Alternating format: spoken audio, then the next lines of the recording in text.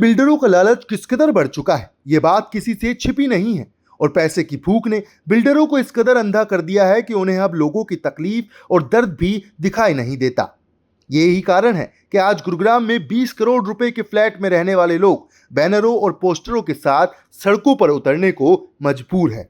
दरअसल प्रोटेस्ट कर रहे ये लोग गुरुग्राम के सेक्टर 65 की M3M बिल्डर की सबसे पोर्श और महंगी समिति गोल्फ कोर्स एस्टेट के रेजिडेंट्स हैं। ये लोग बिल्डर पर कई गंभीर सवाल खड़े कर रहे हैं, जिसमें सरकार और प्रशासन को भी कटघरे में खड़े करते हुए नजर आते हैं। दरअसल लोगों की माने तो बिल्डर इन लोगों के IFMS के 100 करोड़ रुपए से ज्यादा हड़पना चाहता है, लेकिन ये लोग बिल्डर को ये पैसा खाने नहीं देंगे, चाहे इसको लेकर इन्हें हाई कोर्ट और सुप्रीम कोर्ट का दरवाजा ही क्यों ना खटखटाना पड़े। इसी को लेकर इन लोगों ने M3M बिल्डर को चेतावनी दी कि अगर M3M लोगों के पैसे हड़प कर अपनी भूख मिटाना चाहेगा तो ऐसा ही लोग होने नहीं देंगे। लोगों की माने तो 2017 से जब से लोगों ने यहाँ फ्लैट लिया है, तब से ही बिल्डर की तरफ से एक फर्जी RWA बना रखी है और उसका चुनाव भी नहीं होने दिया जाता, जिसकी वजह से इन्हें काफी परेशानियों का सामना करना पड़ रहा है।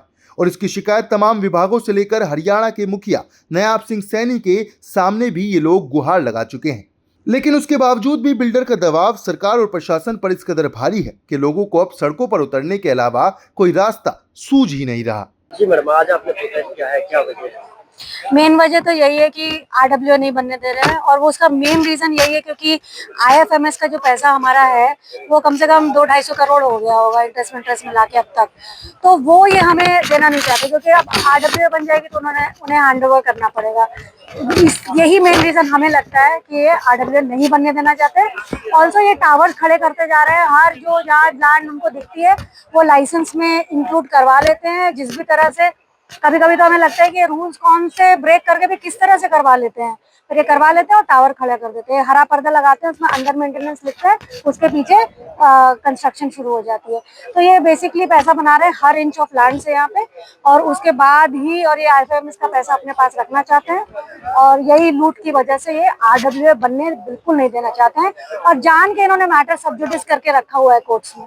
ये वहाँ भी वो नहीं चाहते कि कुछ वहाँ फैसला हो, क्योंकि सब जुडिस रहेगा तो ये बोलते रहते हैं, कुछ भी आवाज उठाओ तो बोलते हैं कि मैटर सब जुडिस है। वो RWA उन्होंने फेक RWA बनाई थी और वो वही लोग हैं, कुछ लोग तो उसमें से ब्रोकर है। एक तो उसमें से जो हमारे ईस्ट का जो RWA बना हुआ है वो मतलब one of the major brokers है, वो कंपनी चलाता है, वो उसका प्रेसिडेंट है।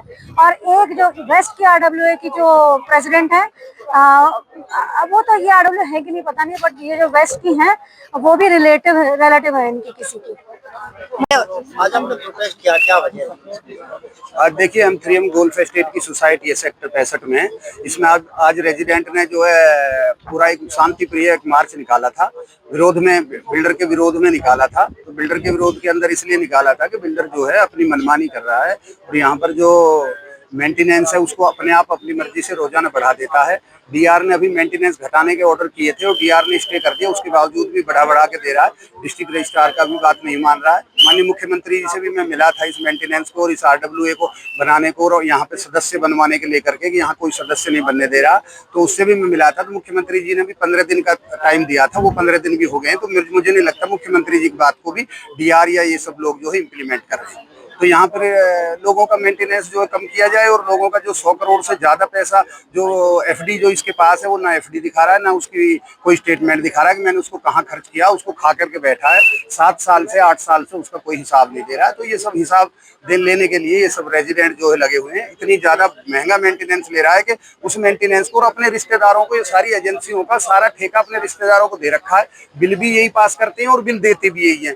बिल पास करना और लेना दोनों इन्हीं के हाथ में। सारे रिश्तेदार इनके मेंटेनेंस के ठेके वाले, सारे रिश्तेदार इन्हीं के।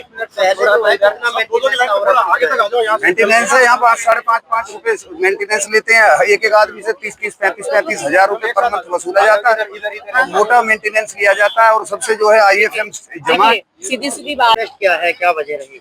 हमें एक्चुअली है ना, हमें अपना राइट चाहिए बस, और काफी टाइम से हम देख रहे हैं, काफी टाइम हो गया हमें यहाँ पर शिफ्ट हुए। तो स्टार्टिंग में तो सब चीज थी, मेंटेनेंस भी सब अच्छे से क्लीन वगैरह सब कुछ धीरे धीरे करके अब मतलब कुछ भी नहीं, मतलब क्लीन, हर जगह सब गंदा और ये सब पूरा पड़ा रहता है। सबसे बड़ी बात है कोई मीटिंग कोई अपना वो नहीं है कि हम लोग अपना कुछ, और 6-12 महीने में इनका नोटिस आ जाता है कि भाई अब इलेक्ट्रिसिटी बिल बढ़ रहा है, ये बढ़ रहा है, वो बढ़ रहा है। तो और अभी देख करके टावर भी अब चारों ओर खड़े होने लगे हैं धीरे। तो इन्होंने जो स्टार्टिंग में जो पिक्चर दिखाई करी इन्होंने, वैसा कुछ नहीं है, टोटली पूरा अंधेर कर दी, मतलब ओनली वन वर्ड, अंधेर कर दी पूरी तरह से।